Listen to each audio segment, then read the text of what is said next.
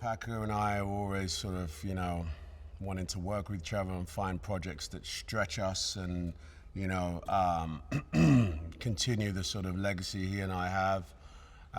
And so that's number one. And when he brought me this script, you know, I was like, really, Will? Okay, we're going here. And, you know, for us, this is a new type of film. We've done thrillers before, but this steps into a slightly different realm, you know? I think it's a first.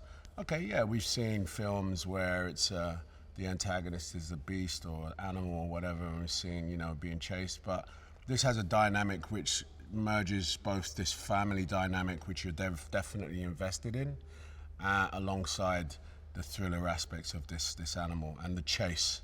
And the thrill ride doesn't stop.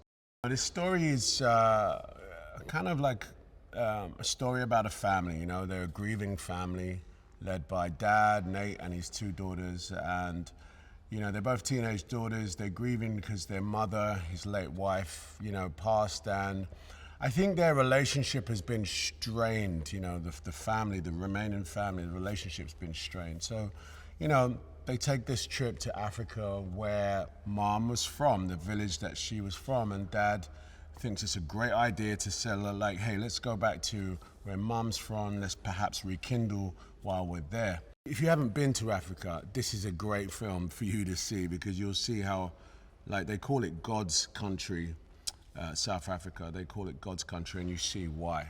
So we find ourselves in this beautiful landscape, going back to the village where she comes from, and when they get there, basically, you know, that village has all but, you know, like emptied. There's no one there. Something's gone wrong. What we examine next is, you know, survival. You know, this animal in this small radius of the village, just outside the village, this is the animal's territory. This lion, that's his territory. And it's his territory because he's rogue.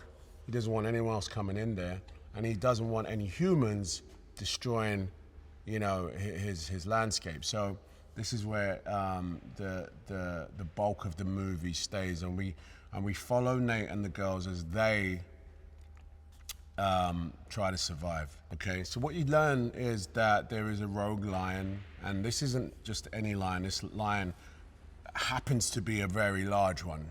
When this thing hits the car, you know, you feel the car move. Now, your average lion, yeah, but not this lion. This lion's huge. It's like it's another car hitting another car, basically. And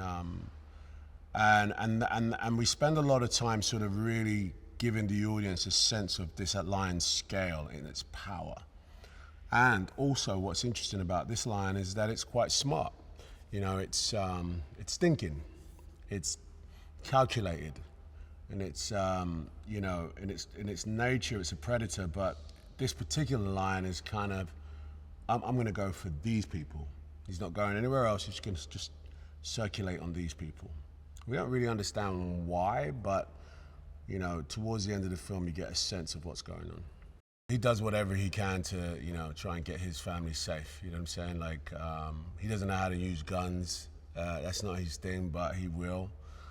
He's not a fighter, but he'll try and, you know, fight for his kids. So I think in this movie, he really is stretched to, you know, to save his kid's life. Stay still. Don't make a sound. I've never seen anything like this.